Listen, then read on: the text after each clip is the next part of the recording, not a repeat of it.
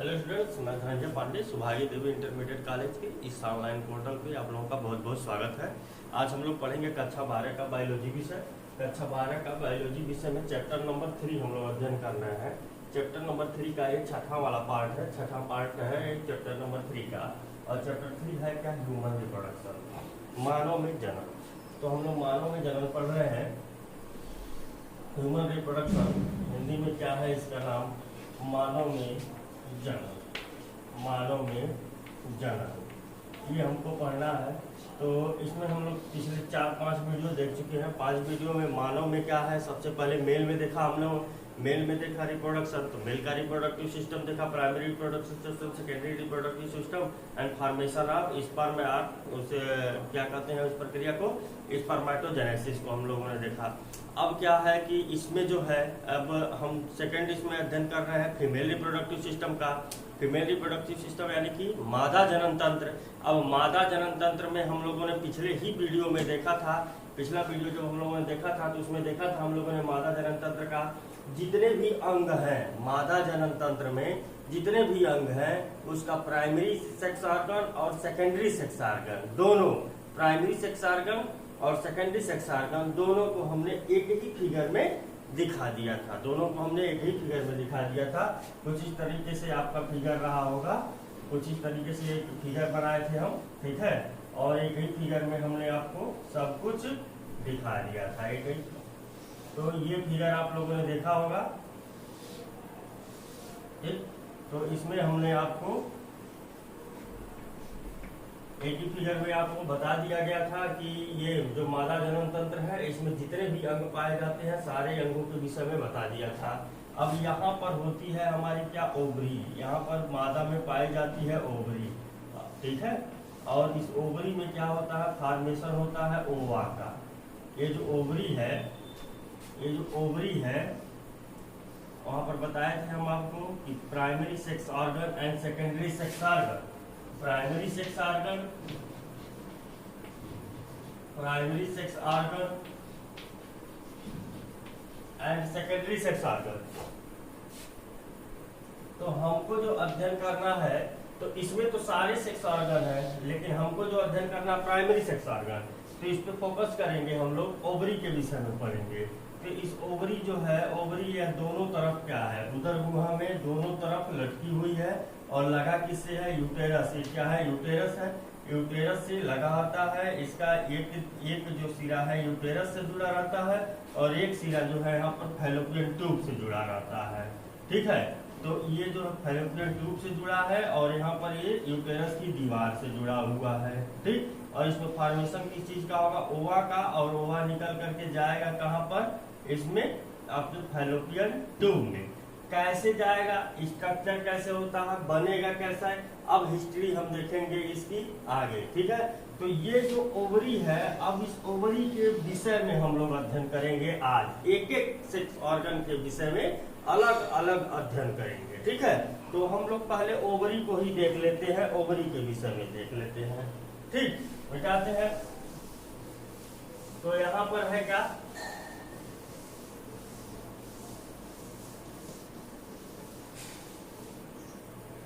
सबसे पहले है आपका फीमेल रिप्रोडक्टिव सिस्टम। हेडिंग था आपका फीमेल रिप्रोडक्टिव सिस्टम, और उस फीमेल रिप्रोडक्टिव सिस्टम में अब जो है सब हेडिंग है आपका primary female primary sex organ, या फिर लिख सकते हैं primary sex organ of female, primary sex organ of female, primary sex organ of female. Female का primary sex organ that is कि होता क्या है, नाम क्या है उसका, ओवरी। ओवरी हिंदी में क्या कहते हैं, अंडाशय, हिंदी में कहते हैं अंडाशय।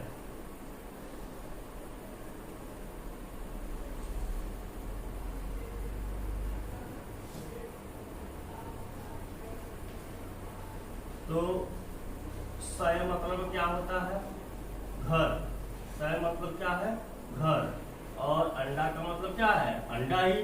तो अंडे को बनाने वाला घर, अंडे को बनाने वाला घर, तो ये अंडे को बनाने वाला घर कौन है? ओवरी। ये क्या है? ओवरी है। ठीक, तो ओवरी देखेंगे, स्ट्रक्चर अगर इसका देखेंगे हम लोग, स्ट्रक्चर देखेंगे तो स्ट्रक्चर कुछ इस प्रकार से होता है। जो हम लोग वहां पर ओवरी देखे थे, अब उसको क्या है कि डिटेल में थोड़ा सा बड़ा करके हम लोग देख रहे हैं। तो जब इसको बड़ा करके साइज में हम दिखाएंगे उस ओवरी की, तो देखिएगा कि ओवरी है जिसमें अंडाशय का निर्माण हो रहा है, वह एक साइड से हम दिखा रहे हैं, सिर्फ एक साइड से। ठीक है, दोनों तरफ से जुड़ा है, इधर से भी जुड़ा है, इधर से आपका यूटेरस की वाल से जुड़ा है, यहीं से आपका ये यूटेरस की वाल से जुड़ा है, और यहीं से ये आपका क्या है, देखे थे ना आप लोग, यहाँ से ये यूटेरस के वाल से जुड़ा था, और यहाँ से ये जुड़ा था किसके वाल से? उसके वाल से जुड़ा हुआ था आपके फैलोपियन ट्यूब के वाल से, दोनों तरफ। तो हम जो है कि यहाँ पर एक तरफ से दिखा रहे हैं कि एक तरफ से क्या कौन सी चीजें ओवरी में होती है। तो ये आपका डिटेल में स्ट्रक्चर बनाने के लिए देखिए कुछ इस तरह से ओवरी होती है। ये जो स्ट्रक्चर देख रहे हैं हालो स्ट्रक्चर, ये हालो जो स्ट्रक्चर देख रहे हैं, खुला हुआ मुंह देख रहे हैं, ये मुंह जो है, ये जो आप बनाए थे, ऐसे जो फिगर बनाए थे, तो इसमें जो ये चीज था यहाँ से, फिर ये ओवरी है बीच में और इससे जुड़ा हुआ है। तो ये वाला जो पार्ट है, ये वाला पार्ट जहां से ये जुड़ा हुआ है, मीजो ओवेरियन मिसेंट्री जिसे कहते थे हम, मीजो ओवेरियन मिसेंट्री। ठीक है, मीजो ओवेरियन मिसेंट्री जिसे हम लोग कहते थे। फिगर आप लोग पुराना वाला याद कीजिएगा, पुराना वाला फिगर याद कीजिएगा। तो पुराना वाला फिगर जब याद करेंगे आपको खुद को खुद समझ में आ जाएगा। यहाँ पर ये वाला भाग, और यहाँ से ये आपका ओवरी है और ये जुड़ा हुआ है इससे। तो ये वाला जो भाग था इसे क्या बोले थे? मीजो ओवेरियन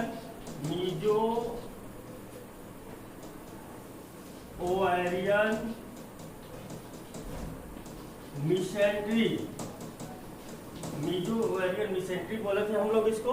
तो यहाँ से ये वाला भाग देख रहे हैं, ये जो मुंह है, तो ये खुला हुआ भाग इसका मुंह है।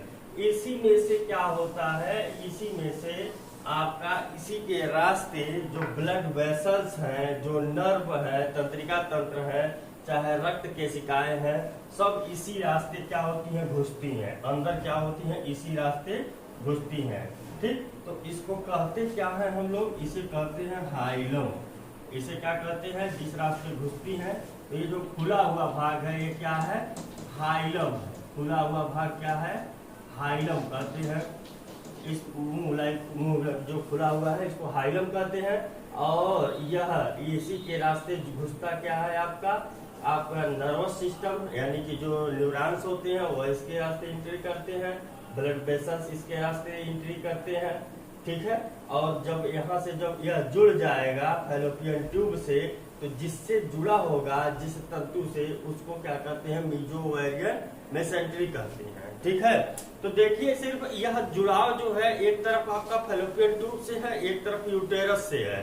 तो ये जो क्या है कि यूटेरस से जुड़ाव जो है, यूटेरस से फैलोपियन ट्यूब, यूटेरस से आपका ये ओवरी तक, ठीक, वो मीजो ओवेरियन मिसेंट्री, और जो आपका यहाँ से फिर ओवरी से लेकर फैलोपियन ट्यूब, तो मीजो ओवेरियन मिसेंट्री, ये तो दोनों चीजें हैं। लेकिन इसमें भी कई प्रकार के लिगामेंट्स पाए जाते हैं, कई प्रकार के लिगामेंट्स पाए जाते हैं ज्वाइंट में। पढ़ेंगे डिटेल में हम लोग आगे, जब पढ़ेंगे कार्टिलेज लिगामेंट्स के विषय में, तो हम उसको पढ़ेंगे कौन कौन से लिगामेंट्स, कौन कौन से कार्टिलेज कहाँ कहाँ पे पाए जाते हैं। अब ये जो ओवरी है, तो देखिए जो अंदर का स्ट्रक्चर है, यह ओवरी बटी होती है कितने भागों में? 2 भागों में। यह भी विभाजित है 2 भागों में। ठीक, तो देखिए 2 भागों में, कौन से 2 भागों में विभाजित है?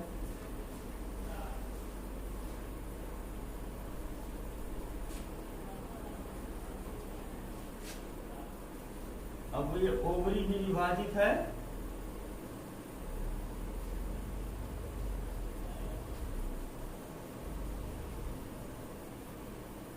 2 भागों में। ठीक, तो अंदर वाला जो भाग है, ये अंदर वाला जो भाग है, इसे क्या बोलते हैं हम लोग? मेडुला। इसे क्या बोलते हैं? मेडुला बोलते हैं। ठीक है, मेडुला वाला भाग बोलते हैं। और ये जो बाहर वाला भाग है, इस भाग को क्या कहते हैं हम लोग? कॉर्टेक्स कहते हैं। ठीक है, बाहर वाले भाग को कॉर्टेक्स कहते हैं, अंदर वाले भाग को मेडुला कहते हैं। कॉर्टेक्स मेडुला में क्या होता है? मेडुला में आपका चूंकि हाइलम से जो है ब्लड वेसल्स और नर्व क्या है? एंट्री कर रहे हैं। तो मेडुला में आप कह सकते हैं कि ब्लड वेसल्स और नर्व ये दोनों किसमें पाए जाते हैं? मेडुला रीजन में आपके पाए जाते हैं। ठीक है, और जो हार्मोन्स बनाने वाली कोशिकाएं होती हैं, जो हार्मोन्स बनाने वाली कोशिकाएं होती हैं, वह भी इसी मेडुला वाले रीजन में ही पाई जाती है। ठीक है, मेडुला वाले रीजन में ही पाई जाती हैं। अब बचा क्या है आपका? कॉर्टेक्स। कॉर्टेक्स वाला रीजन देखिएगा।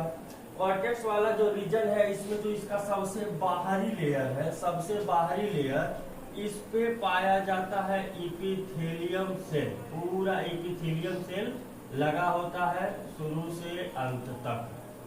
एपिथेलियम सेल लगा होता है। ये जो आपका एपिथेलियम सेल हम बना रहे हैं, आप लोग ये जो देख रहे हैं एपिथेलियम सेल, इसी एपिथेलियम सेल को जनरली जो है बुक में दे रखा है आपका जर्मिनल एपिथेलियम सेल। इसी को क्या कहते हैं? Germinal epithelium. ठीक है, ये जो हम बना रहे हैं इसी को कहते हैं जर्मिनल एपिथेलियम। परंतु यह बात पूर्णतया सत्य नहीं है, यह जर्मिनल एपिथेलियम नहीं है। लेकिन इसका अध्ययन आप लोग यहाँ नहीं करेंगे और हायर क्लास में जाएंगे जब, तो वहाँ पर पूरी हिस्टोलॉजी इसकी बताई जाएगी। ठीक है, तो अगर क्वेश्चन आपका आए तो ये क्या है आपका? Histology of ovary. हिस्टोलॉजी क्या है? Histology of ovary. हेडिंग डाल लीजिएगा, प्राइमरी सेक्स ऑर्गन ओवरी।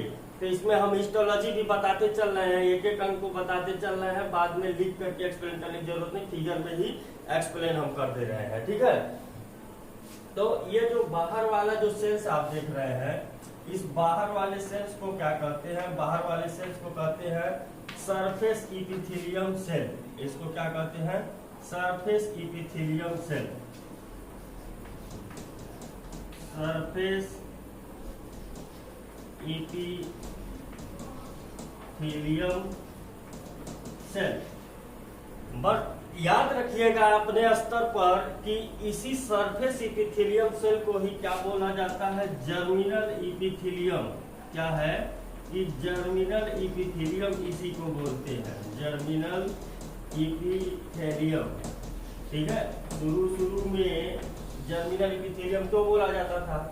क्योंकि जर्म सेल जो है, इसको जर्म सेल, जर्मिनल एपिथेलियम का मतलब जर्म सेल माना जाता था।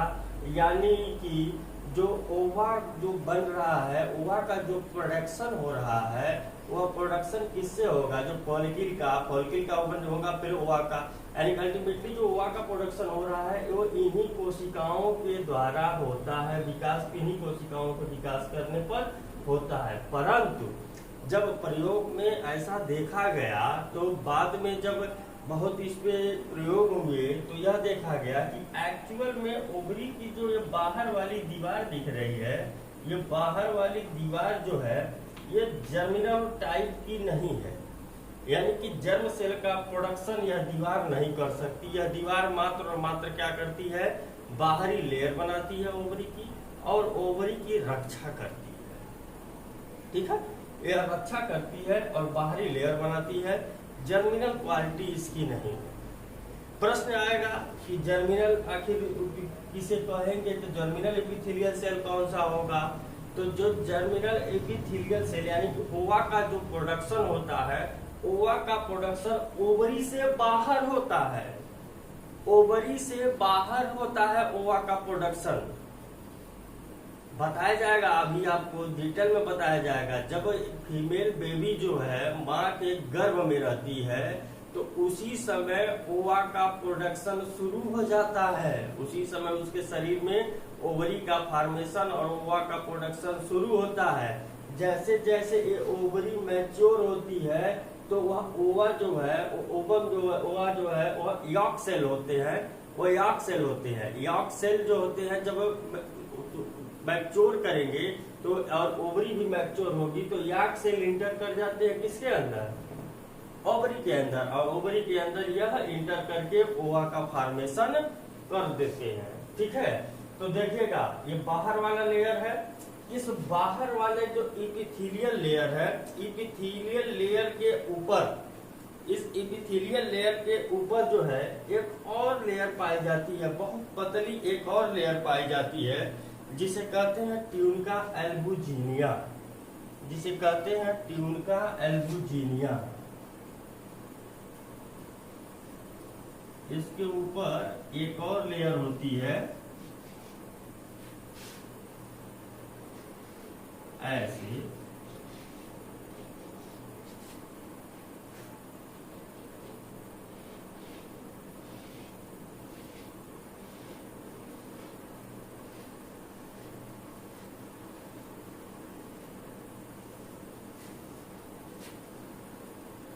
तो इसे कहते हैं ट्यूनिका एल्बुजिनिया।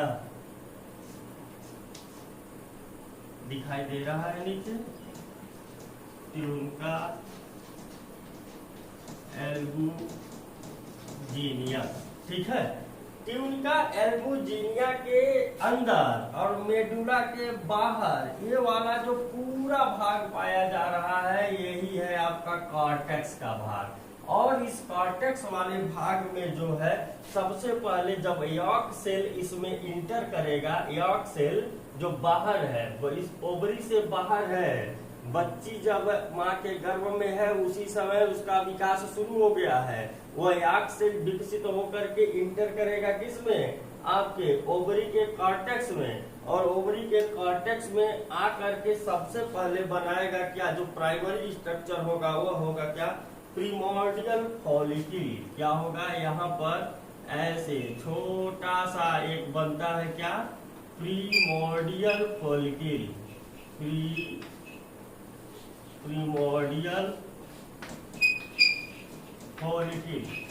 फॉलिकल क्या होता है, प्रश्न आता होगा कि फॉलिकल का मतलब क्या होता है। तो फॉलिकल का मतलब होता है एक सैक, एक बैग। ठीक है, जैसे गेंदा होता है ना, एक गेंदा होता है तो गेंदा क्या होता है, खाली होता है, बीच में हवा भरी होती है, बाहर एक लेयर होता है, खाली बाहर एक लेयर है, बीच में हवा भरी होती है। तो उस गेंदे को आप क्या कर सकते हैं, फॉलिकल कह सकते हैं। ठीक, लेकिन यहाँ पर ओवरी में ये जो फॉलिकल सेल है तो इसमें सिर्फ हवा नहीं भरी रहेगी, इसमें क्या क्या रहेगा अभी आगे बता रहे हैं मैच्योर होने पर। तो फॉलिकल का मतलब होता है बैग लाइक स्ट्रक्चर, एक बैग लाइक स्ट्रक्चर या एक सैक लाइक स्ट्रक्चर होता है। प्रीमोर्डियल सेल फिर फर्दर आगे डेवलप होगा, फिर यह जब डेवलप होगा तो बनाएगा क्या, प्राइमरी फॉलिकल। ये डेवलप होकर के बनाएगा क्या, बड़ा होकर के, क्रमवार इसको बड़ा करते जाएंगे हम, तो यह बनाएगा आपका प्राइमरी फॉलिकल, प्राइमरी फॉलिकल। फिर प्राइमरी फॉलिकल जब डेवलप होगा, ये जो प्राइमरी फॉलिकल डेवलप होगा तो ये बनाएगा आपका सेकेंडरी फॉलिकल, ये बनाएगा आपका सेकेंडरी फॉलिकल। फिगर आप लोग हमारे साथ ही बनाते चलिएगा। और जब ये सेकेंडरी फॉलिकल और डेवलप होगा तो ये बनाएगा आपका टर्शियरी फॉलिकल,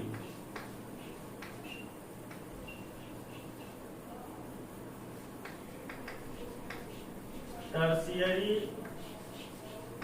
फॉलिकल।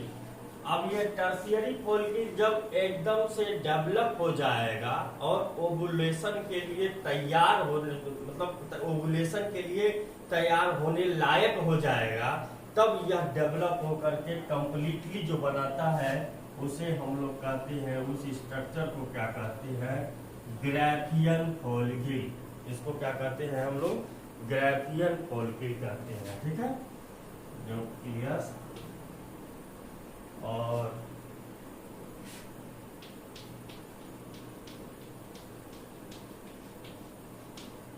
ये क्या है, पूर्णतया डेवलप्ड है। हिस्टोलॉजी ऑफ ओवरी ये लिखा हुआ मिटाते हैं, इसे हम लोग बोलते हैं पूर्णतया विकसित है।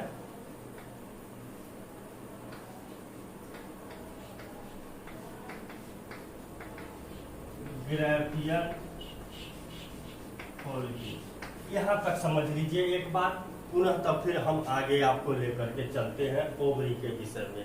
तो ओवरी के विषय में सबसे पहले हम आप लोगों को बताए थे इससे पहले वाले ही लेक्चर में कि ओवरी क्या है आपका। उदर गुहा में दोनों तरफ लटका हुआ एक स्ट्रक्चर है, जो एक तरफ क्या है आपका यूटेरस से लगा होता है और एक तरफ आपका फैलोपियन ट्यूब से लगा होता है। 2 से 4 सेंटीमीटर इसकी लंबाई चौड़ाई होती है ओवरी की। और ओवरी क्या है, इसकी संख्या क्या है, एक जोड़ी यानी कि 2 की संख्या में ओवरी पाया जाता है। ठीक है, अब इसके बाद हमने बता दिया है आपको कि ओवरी का काम क्या है, कि फॉर्मेशन ऑफ ओवा। ठीक, तो ये देख लीजिए ओवा का फॉर्मेशन कैसे होता है। तो जो ओवरी है, ओवरी का स्ट्रक्चर आपको दिखा दिया कि कुछ इस प्रकार का स्ट्रक्चर होता है। बीच में जो मुंह खुला हुआ है, जहां से आपका नर्व सेल और आपका ब्लड वेसल्स एंट्री करते हैं, उसको क्या कहते हैं, हाइलम कहते हैं। और ओवरी जो है संपूर्ण ओवरी 2 भागों में बटा है, एक कॉर्टेक्स रीजन, एक मेडुला रीजन। मेडुला रीजन में नर्व सेल होते हैं और आपके क्या होते हैं, ब्लड वेसल्स होते हैं, और हार्मोन को प्रोड्यूस करने वाले भी सेल्स इसी के अंदर मेडुला के अंदर पाए जाते हैं। कॉर्टेक्स वाला रीजन देख लीजिए, सबसे बाहरी वाली भाग को क्या कहते हैं हम लोग, सरफेस इपिथेलियम कहते हैं। इसी सरफेस इपिथेलियम को पहले जर्मिनल इपिथेलियम कहा जाता था।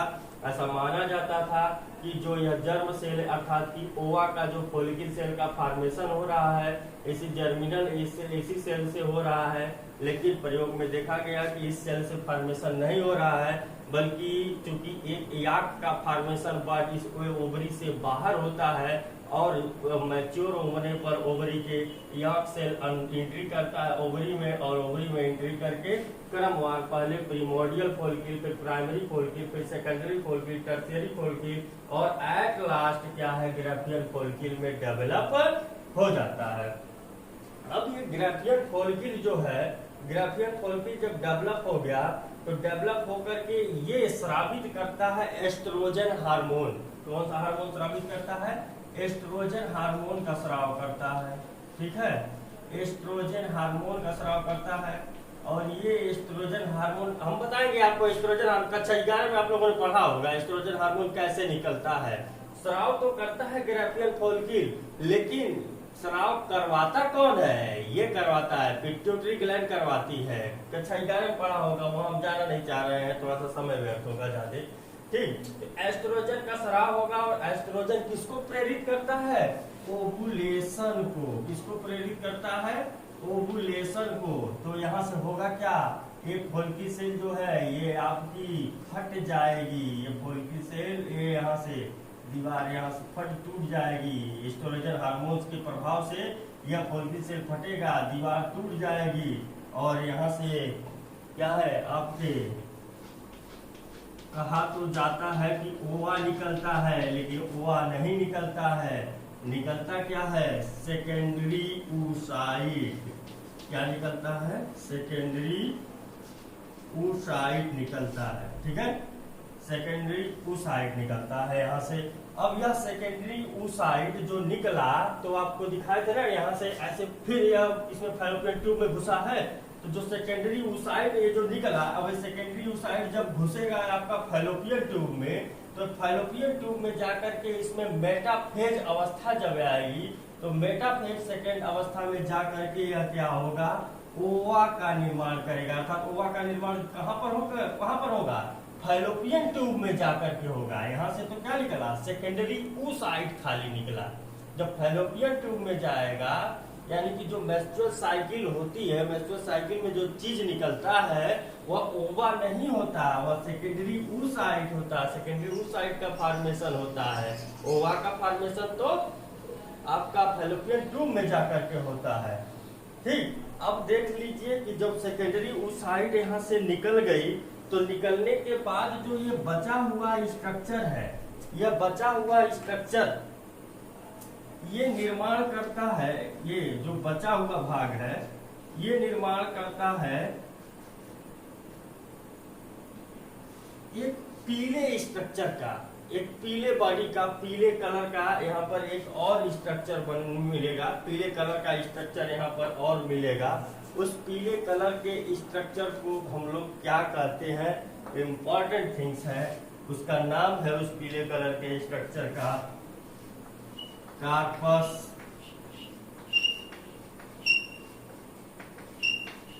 ल्यूटियम। क्या नाम है? Corpus luteum. कार्पस ल्यूटियम एक किस कलर का होता है? येलो कलर का होता है, इसलिए इसे हम लोग और भी क्या बोलते हैं? येलो बॉडी बोलते हैं। क्या बोलते हैं? येलो बॉडी बोलते हैं। ठीक है, येलो क्यों होता है? ये कार्पस ल्यूटियम येलो क्यों होता है? येलो होने का रीजन इसमें है कि इसमें ल्यूटिन प्रोटीन, इसमें क्या होता है? हार्मोन्स निकालता है, तो हार्मोन्स निकालने के लिए इसमें ल्यूटिन प्रोटीन होते हैं, और उसके बाद फिर कैरोटीन होता है। ल्यूटिन प्रोटीन और प्लस कैरोटीन क्या होता है? Lutein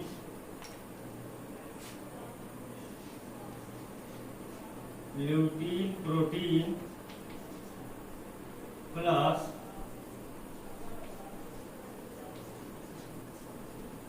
carotene.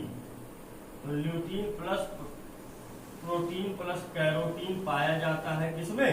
कार्पस ल्यूटियम में। अब ये कार्पस ल्यूटियम करता क्या है आपका? एक कार्पस ल्यूटियम क्या करता है? ये प्रोजेस्टेरॉन हार्मोन का स्राव करता है। किस हार्मोन का? प्रोजेस्टेरॉन हार्मोन का। प्रोजेस्टेरॉन हार्मोन क्या करता है? आगे जाकर के अभी हम लोग देखेंगे। ठीक, तो ये आपका स्ट्रक्चर है ओवरी का। ये क्या है आपका? ओवरी का स्ट्रक्चर है। अब इसके विषय में जो भी बताना था हमने बता दिया है। इसके बाद हम साथ में अभी पुनः जितनी भी चीजें हमने बोला है सारी चीजों को अभी पुनः समराइज करके बताते हैं। फिगर बना लीजिएगा, ऐसे ही फिगर बना करके फिर आप दिमाग में रखिएगा। फिगर बना करके स्क्रीनशॉट ले लीजिए। अब हम लोग देखते इसको समराइज करके अभी हम आप लोगों को बताते हैं। ठीक, तो इसको मिटाए, फिगर बना लिए आप लोग, इसको मिटा देते हैं।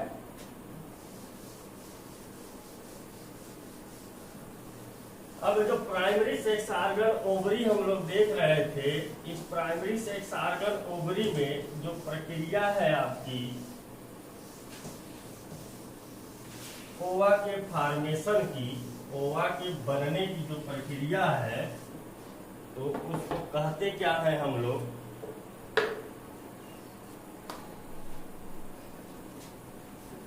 उसी को डिटेल में हम लोग देखेंगे। नेक्स्ट हेडिंग आप लोग डाल लीजिएगा। हेडिंग आप लोगों का है फॉलिकुलोजेनेसिस।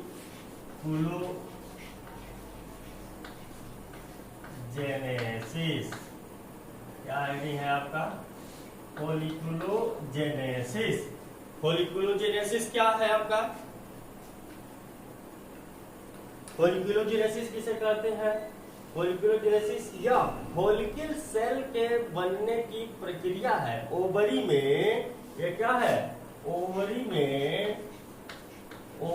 में फॉलिकल सेल के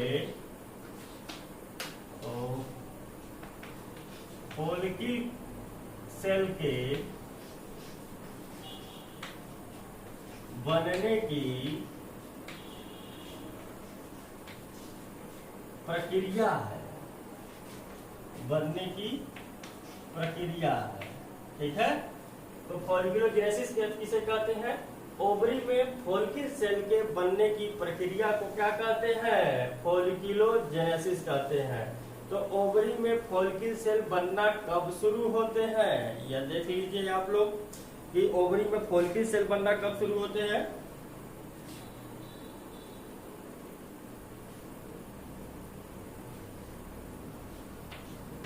जो फीमेल है, फीमेल बेबी है, तो अगर फीमेल बेबी की बात करें तो जैसे हम आप लोगों को बताए थे जब टेस्टिस पढ़ा रहे थे, तभी हम लोग आप लोगों को बताए थे कि टेस्टिस का निर्माण जो है कि बच्चा जब माता के गर्भ में रहता है तभी 7वें से 8वें सप्ताह में जो है टेस्टिस का निर्माण वहाँ पे शुरू हो जाता है, और बच्चे के जन्म के बाद वह टेस्टिस स्क्रोटल सैक में आता है। ये पढ़े थे आप लोग।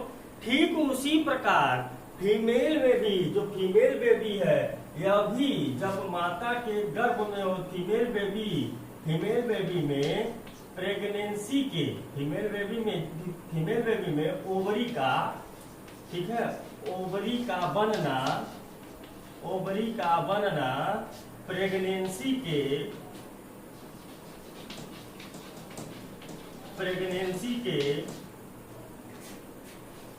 11 से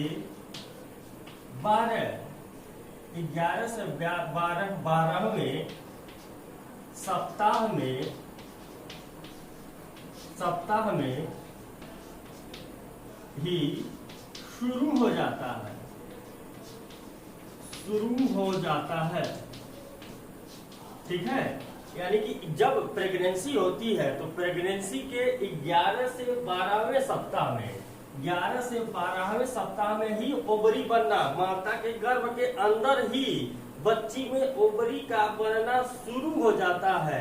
और जब ओवरी का बनना शुरू हुआ तो जाहिर सी बात है ओवरी के अंदर फॉलिकल सेल का भी बनना शुरू हो जाएगा। ओवरी के अंदर फॉलिकल सेल, यानी कि जो फॉलिकल बन रहा है, ओवरी में फॉलिकल सेल बनने की प्रक्रिया जो हम पढ़ रहे हैं, तो यह बच्चे में माता, जब बच्ची जो है वो बच्ची माता के गर्भ में है, तो गर्भ में 11वें से 12वें हफ्ते में प्रेगनेंसी के ही ओवरी बनना शुरू हो जाएगा, और उस ओवरी में फॉलिकल का बनना भी तभी ही शुरू हो जाता है।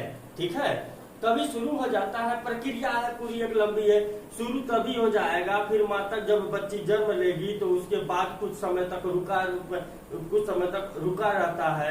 फिर प्रक्रिया धीरे धीरे रुका रहने का मतलब कि बनना रुक नहीं जाता है, प्रक्रिया थोड़ी सी धीमी हो जाती है। पुनः प्यूबर्टी आती है तो बनने की प्रक्रिया और तीव्र हो जाती है, मेंस्ट्रुअल साइकिल शुरू हो जाता है। चीजें हम लोग पढ़ेंगे, आगे पढ़ेंगे oogenesis, जब पढ़ेंगे तो oogenesis में ये सारी चीजें पढ़ेंगे। ठीक है, तो ये आपकी शुरू हो जाती है, और इसी प्रक्रिया को क्या कहते हैं हम लोग, फोलिकुलोजेनेसिस कहते हैं। इसी प्रक्रिया को फोलिकुलोजेनेसिस कहते हैं। ठीक है, अब देखिए होता क्या है, ये जो फॉलिकल है, ये जो फॉलिकल है आपका, हमने फॉलिकल को क्या बोला, एक बैग लाइक स्ट्रक्चर है। ठीक है, primordial follicle, primary follicle, secondary follicle, tertiary follicle, atlas Graafian follicle बना था। तो फॉलिकल जो है ये बैग लाइक स्ट्रक्चर है। ठीक, तो इसी में जो है, इसी फॉलिकल में आपके क्या है, ये इसी फॉलिकल में, फॉलिकल की दीवार है ऊपर की, और इसी फॉलिकल में होता क्या है, oocyte होते हैं। ठीक है, इसी में क्या होते हैं, oocyte होते हैं। ये oocyte इसके अंदर है, और ये दीवार क्या है, फॉलिकल सेल की है। किसकी है, फॉलिकल सेल की दीवार है। ये फॉलिकल सेल की दीवार है। अगर जब यह फॉलिकल सेल की दीवार, जब यह सिंगल लेयर है, जब फॉलिकल सेल की दीवार या सिंगल लेयर है, तब तक तो इसे हम फॉलिकल सेल कहते हैं। और जब इसका विकास होना शुरू हो जाएगा, जब इसका विकास होना शुरू हो जाएगा, डेवलपमेंट शुरू हो जाएगा, तो डेवलपमेंट की अवस्था में, जब डेवलपमेंट शुरू हो जाएगा, जब डेवलपमेंट शुरू हो जाएगा तो यह क्या होगा, यह दीवार जो है क्रमवार इसमें कोशिका में विभाजन शुरू होगा। अब विभाजित होकर के मल्टी लेयर्ड हो जाएगा। ये क्या हो जाएगा, मल्टी लेयर्ड हो जाएगा। ये जो फॉलिकल सेल की जो दीवार है, वो दीवार क्या हो जाएगी, मल्टी लेयर्ड हो जाएगी, और oocyte तो इसके अंदर रहेगा ही। जब वो मल्टी लेयर्ड हो जाता है तो उसको क्या कहते हैं हम लोग, मल्टी लेयर्ड हो जाएगा, तो हम उसको दिखा नहीं रहे हैं, तब हम लोग उसको कहते हैं ग्रेनुलोसा सेल। क्या कहते हैं, ग्रेनुलोसा सेल, उसको नाम दे देते हैं ग्रेनुलोसा सेल। ठीक है, तो बस दिमाग में रखिएगा, oocyte की दीवार, जब oocyte फोलिकी सेल के अंदर होते हैं, सिंगल लेयर जब तक है फोलिकी सेल, इसमें तो फोलिकी सेल ही बोलते हैं। और जब यह क्या है कि मल्टी लेयर्ड हो जाएगा, तो मल्टी लेयर्ड हो जाने पर इसे क्या बोलते हैं, ग्रैनुलोसा सेल कहते हैं। ठीक है, क्या बोलेंगे, ग्रैनुलोसा सेल बोलेंगे हम लोग। ये जो ग्रैनुलोसा सेल है ये क्या करता है, ये ग्रैनुलोसा सेल स्रावित करता है, अंदर इसके क्या है, oocyte है।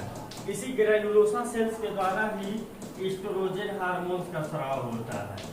जो एस्ट्रोजन हार्मोन्स का स्राव होता है इसी ग्रैनुलोसा सेल्स के द्वारा होता है, ग्रैनुलोसा सेल्स के द्वारा होता है। और जब ये पूर्णतः डेवलप हो गया यह, तो अब इसी फोलिकिल को, ये फोलिकिल सेल जो था जब मल्टी लेयर्ड हुआ, तो मल्टी लेयर्ड होने के नाते इस फोलिकिल सेल का नाम दे दिए ग्रैनुलोसा सेल। ठीक है, लेकिन अब इसको क्या कहते हैं, जब मैच्योर हो गया, यह oocyte पूरा मैच्योर हो गए, तो मैच्योरेशन अवस्था में हम लोग oocyte मैच्योर होने पर हम लोग इसका क्या नाम दे दिए, ग्राफियन फोलिकिल। क्या नाम दे दिए, ग्राफियन फोलिकिल सेल नाम दे दिए। ठीक है, ग्राफियन फोलिकिल सेल नाम दे दिए,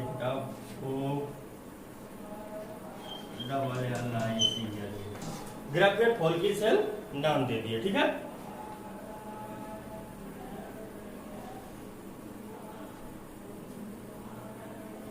तो देख लीजिए, ये आपको समझ में आ गया होगा, आशा करते हैं। ठीक, तो ये जो ग्राफियन फोलिकिल सेल है, अब ग्राफियन फोलिकिल सेल में क्या होता है, एक से कई स्टेज होते हैं। आपको बताए थे कि ग्राफियन फोलिकिल सेल का निर्माण कैसे होता है, प्रिमोर्डियल सेल होता है, फोलिकिल सेल होता है, फिर प्राइमरी, फिर सेकेंडरी, फिर टर्शियरी, पुनः विकास होकर के ग्राफियन सेल का निर्माण होता है। ये चीज तो हमने आपको पहले ही बता दिया था। ठीक है, ठीक, तो अब इसको मिटाते हैं। अब फिर देखिए कि फोलिकिल जो है,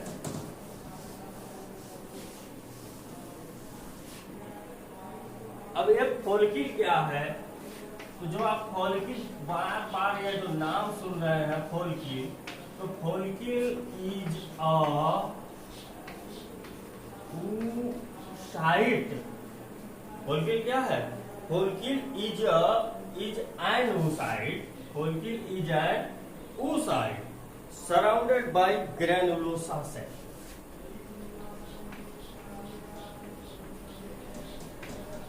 surrounded by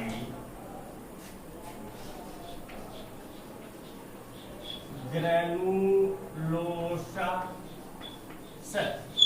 आगे बात समझ में। तो फोलिकिल सेल क्या है, फोलिकिल सेल एक प्रकार का oocyte ही है जो ग्रैनुलोसा सेल्स के द्वारा क्या होता है, सराउंडेड होता है। बात समझ में आ गया।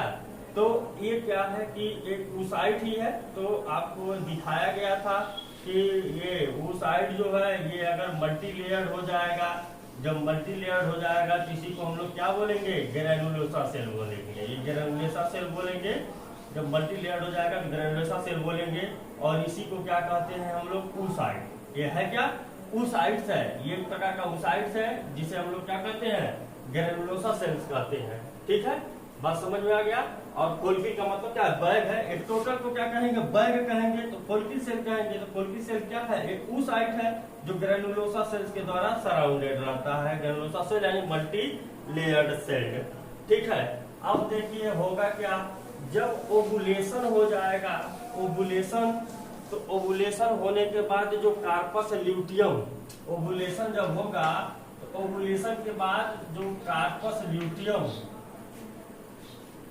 बन रहा था आपका, वहां पे हमने आपको बताया था जो कार्पस ल्यूटियम बन रहा था, इसका काम क्या है, प्रोजेस्टेरॉन हार्मोन का स्राव करेगी। और प्रोजेस्टेरॉन हार्मोन क्या होता है, मेंस्ट्रुअल साइकिल को रेगुलेट करता है ये प्रोजेस्टेरॉन हार्मोन। ठीक, तो होगा क्या, अगर ओवुलेशन के बाद, ओवुलेशन हुआ यानी कि ओवा निकले, सेकेंडरी oocyte उसमें से निकले, और सेकेंडरी oocyte निकल करके ओवरी से फैलोपियन ट्यूब में एंट्री कर गई, और वहां पर निषेचन हो गया, यानी कि स्पर्म भी उसी समय चला गया और स्पर्म ओवा दोनों फ्यूज होकर के वहां पर निषेचन की प्रक्रिया हो गई, तो निषेचन की प्रक्रिया अगर हो गई, ठीक है, तो उसमें उस अवस्था में क्या होगा उसको बताते हैं बाद में। अगर निषेचन की प्रक्रिया नहीं हुई तो क्या होगा, निषेचन की प्रक्रिया अगर नहीं हुई तो ये जो आपका कार्पस ल्यूटियम है, ये कार्पस ल्यूटियम है, वह क्या हो गया, धीरे धीरे डीजेनरेट हो जाएगा, डीजेनरेट हो जाएगा, यानी कि अपने आप धीरे धीरे धीरे धीरे धीरे धीरे खत्म हो जाएगा। ठीक है, जब वो धीरे धीरे खत्म हो जाएगा तो पुनः क्या होगा, निर्माण होना शुरू हो जाएगा, फॉलिकल सेल का निर्माण होना शुरू हो जाएगा पुनः। ठीक है, पुनः फिर वो प्रक्रिया ऐसे क्रमवार हर महीने चालू रहेगी। लेकिन अगर निषेचन हो गया तो निषेचन के 3 महीने तक, निषेचन हो गया तो 3 महीने तक, निषेचन का मतलब प्रेगनेंसी अगर हो गई तो 3 महीने तक तो यह कार्पस ल्यूटियम क्या होगा, हल्के से एस्ट्रोजन हार्मोन जो कि मादा हार्मोन है, और थोड़ा सा और मैक्सिमम क्वांटिटी में प्रोजेस्टेरॉन, मैक्सिमम क्वांटिटी में प्रोजेस्टेरॉन हार्मोन का स्राव करेगा। हल्का सा एस्ट्रोजन और मैक्सिमम क्वांटिटी में प्रोजेस्टेरॉन हार्मोन का स्राव करेगा। कब तक, 3 महीना तक। 3 महीने के बाद जो माता का गर्भ है, गर्भ में प्लेसेंटा का निर्माण हो जाता है, प्लेसेंटा का निर्माण हो जाता है। जब प्लेसेंटा का निर्माण हो जाता है तो आपका 6-11 में पढ़े होंगे, प्लेसेंटा से ही बनता है, निकलता क्या है, प्लेसेंटल प्रोजेस्टेरॉन, प्लेसेंटल प्रोजेस्टेरॉन और प्लेसेंटल एस्ट्रोजन। तो प्लेसेंटा पर्याप्त मात्रा में प्रोजेस्टेरॉन निकालना जब शुरू कर देता है तब इस कार्पस ल्यूटियम का काम क्या होता है, धीरे धीरे तब जाकर के समाप्त होता है। ठीक, तो अगर निषेचन नहीं हुआ तो निषेचन नहीं हुआ तो अपने आप कुछ दिन में खत्म हो जाएगा धीरे धीरे, और निषेचन अगर हो गया तो 3 महीने तक यह बना रहेगा, प्रोजेस्टेरॉन हार्मोन का स्राव करता रहेगा 3 महीने तक। 3 महीने के बाद जब फिर क्या होगा कि फिर जब 3 महीने के बाद प्लेसेंटा बन जाएगा, तो प्लेसेंटा बनने के बाद प्लेसेंटा अपना प्रोजेस्टेरॉन स्राव करता है, तब इनकी जरूरत नहीं रहती, ये क्या हो जाते हैं, खत्म हो जाते हैं। बस समझ में आई, कार्पस ल्यूटियम का कार्य समझ में आया। अब नेक्स्ट हम लोग जो है नेक्स्ट देखेंगे इसके बाद oogenesis। अब oogenesis क्या होती है, oogenesis क्या प्रक्रिया क्या होती है। जैसे स्पर्मेटोजेनेसिस हम लोग पढ़ा था, तो स्पर्म का निर्माण, तब अब हम यहाँ पर क्या करेंगे, ओवा का निर्माण पढ़ेंगे। अभी तो हमने फॉलिकल सेल का निर्माण पढ़ा है, फॉलिक्यूलोजेनेसिस, कंफ्यूज मत होइएगा, फॉलिक्यूलोजेनेसिस फॉलिकल का निर्माण है। अब ओवा का निर्माण पढ़ेंगे हम लोग, oogenesis नेक्स्ट वीडियो। आशा करते हैं समझ में आया होगा। नहीं समझ में आएगा होगा जो भी चीज आप लोग व्हाट्सएप ग्रुप में निसंदेह पूछ लीजिएगा। Thanks for watching.